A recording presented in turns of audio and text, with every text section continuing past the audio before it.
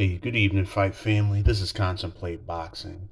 I want to contemplate a little bit about this past Saturday night's main event, Manny Pacquiao versus Yordenis Ugas.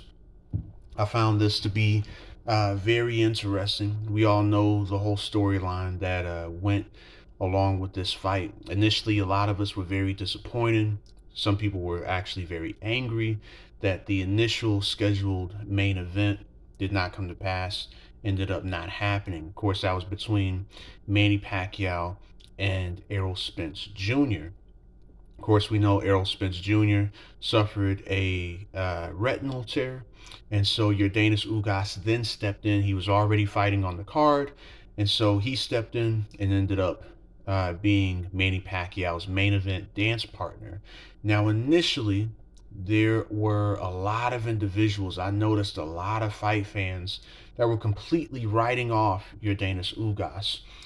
Some perhaps because they had never seen Yordenis Ugas fight before, others likely because Yordenis Ugas just wasn't nearly as big of a name as Errol Spence Jr. Now, let's be honest, in reality, also, Pacquiao versus Ugas did not uh, make an individual salivate the way that Pacquiao versus Spence would. It wasn't nearly as appealing a fight, but Ugas, deserved a shot. We know that Ugas, ever since he was even in the 140-pound division, he was striving to get his shot at the big fights. Was draining himself to make 140 for a little bit. Lost a controversial decision to Amir Imam when Amir Imam was still, highly considered and well regarded. Moved up to 147. Finally got his shot when he had to become uh, Sean Porter. Sean Porter's mandatory to the WBC title. Finally gets that shot. Fights a phenomenal fight, but doesn't get the decision on a card in which most people felt that he did get the decision. In fact, Yordenis Ugas, in the eyes of many fans, defeated Sean Porter more convincingly than Keith Thurman and Errol Spence did. But unfortunately, Yordenis Ugas did not get that decision, and he wouldn't get a rematch against Sean Porter. Sean Porter had even stated in the after fight interview that he had no intention of fighting Yordenis Ugas again. Ugas, for a while, was the mandatory to the IBF title, Errol Spence Jr.'s title. Nobody was really interested in fighting Yordenis Ugas. Terence Crawford, as well, didn't seem all too interested. Ugas wasn't able to get his spot, or rather get his shot, but then he finally is able to step in against Manny Pacquiao, and the boxing world, fans, some fighters, many critics, largely wrote him off. You did have some, that believed that Ugas would be more of a puzzle for Manny Pacquiao to solve. Those who had actually seen him fight and those who had actually seen the craftiness that Yordenis Ugas possesses. Yordenis Ugas last night on Saturday night took full advantage of the opportunity that he had striven for so long to actually get. He made full advantage of that opportunity, and he finally got the win in his career that Terence Crawford wanted, that Errol Spence wanted, that Keith Thurman tried to get but wasn't able to get. Finally, the underdog has his day. And I'm happy to see it. That's one thing that I do love about the sport of boxing. I love to see underdogs get their due. And so, I celebrate along with Yordenis Ugas. I'm glad that he finally got his opportunity. It was an interesting fight. Round one, I scored that for Manny Pacquiao, but at the very end of round one, you start to see Yordenis Ugas, he very swiftly makes an adjustment. Probably in the last 30 seconds of round one, you start to see him constantly landing this jab to a frequency in which, it was very obvious Manny Pacquiao didn't know what to do about Yordenis Ugas' jab. And as soon as I saw that, I was like, man, Yordenis Ugas is going to use that all night, and Manny Pacquiao's not going to figure it out. He's not going to know how to get past or get beyond that particular jab, and that will give him some serious trouble. And sure enough, unfortunately for Pacquiao, fortunately for Yordenis Ugas, Manny Pacquiao did not solve the mystery of that jab. He couldn't get past it. And Yordenis Ugas was able to consistently and constantly land that particular jab and use that jab even to occasionally set up straight right hand to the body. Later on, Yordenis Ugas was able to make adjustments to the right hand that he was throwing this overhand right to kind of sneak around Manny Pacquiao's guard.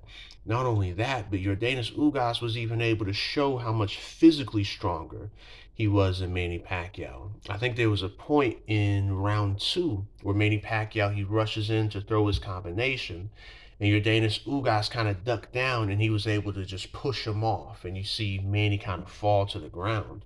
Now, of course, pushing off is illegal. However, you can see the difference in physicality that Yordenis Ugas was able to show.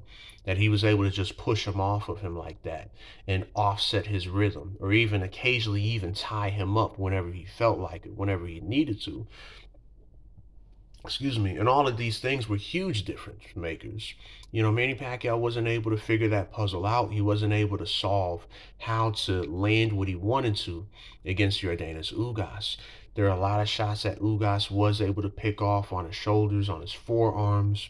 Ugas, he fought a phenomenal fight, against a legend. With that said, I know prior to the fight, Yordenis Ugas said that he would try to make sure that he retires Manny Pacquiao. I do believe at this point, Manny Pacquiao should go ahead and hang the gloves up. It's been a phenomenal career, phenomenal career. We often talk about how Manny Pacquiao is an 8 division world champion. We don't mention nearly as much outside of those 8 divisions how many divisions Manny Pacquiao has actually fought in and competed in. Keep in mind, this is a fighter who started his career at 106 pounds. Started his career at 106 pounds and then fought all the way up to as high as the junior middleweight division. That's unheard of. That's unheard of. I can't think of another fighter that has fought in that many divisions. And then again, winning titles in 8 divisions. That's amazing. That's something that I don't know if we'll ever see something like that again, or if we do, how long it'll be before we see something like that again. You take into account, some of the biggest wins of his career.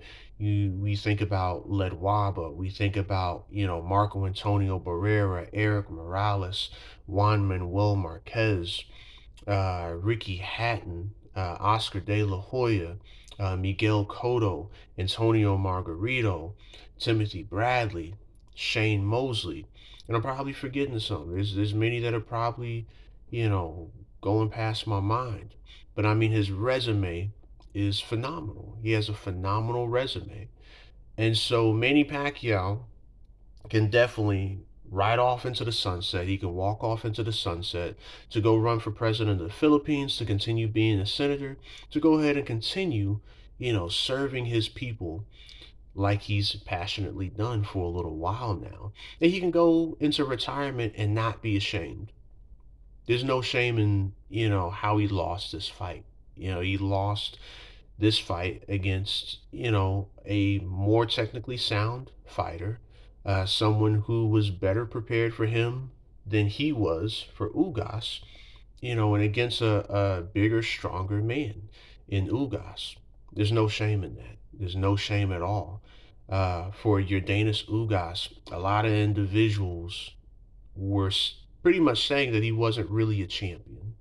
Of course, this comes from the fact that Manny Pacquiao was made champion in recess by the WBA, and Yordenis Ugas, who was the regular champion, was then elevated to super champion. Well, there's no question now.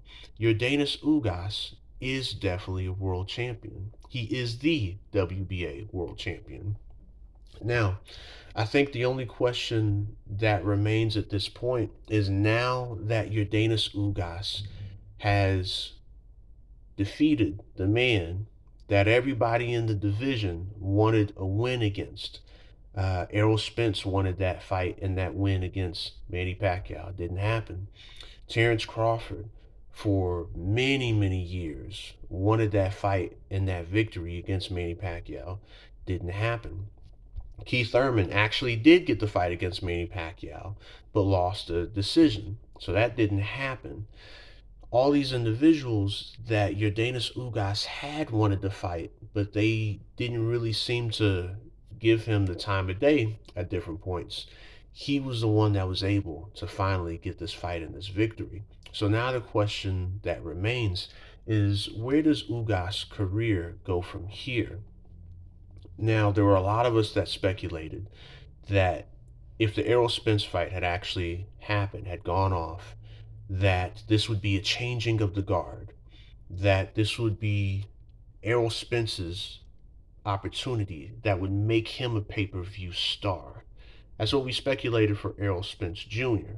Now, granted, Errol Spence, he had already shown that he could do pay per views, he had already shown that he could sell tickets, out here in the DFW Metroplex. As of right now, Yordenis Ugas has not definitively shown the same. But what I wonder now is if the other champions in the division will be more willing to entertain Yordenis Ugas as a valuable opponent. Will the rest of the boxing world now view Yordenis Ugas as the valuable commodity that he actually is? Unfortunately, Cuban fighters such as Yordenis Ugas, they're not always fully appreciated. But hopefully now, after such a victory, after such a huge win over a living legend, over a legend in the sport like Manny Pacquiao, hopefully Yordenis Ugas will now get the recognition that he so rightfully deserves. Anyhow, hey, fight fans, let me know what you think. Where does Yordenis Ugas go from here? Uh, has his stock risen in the division and in the sport in general in your eyes? Let me know what you think. Please comment, hit the thumbs up, hit the thumbs down, even if you disagree. Please like and share. All right, y'all take it easy. God bless. Peace.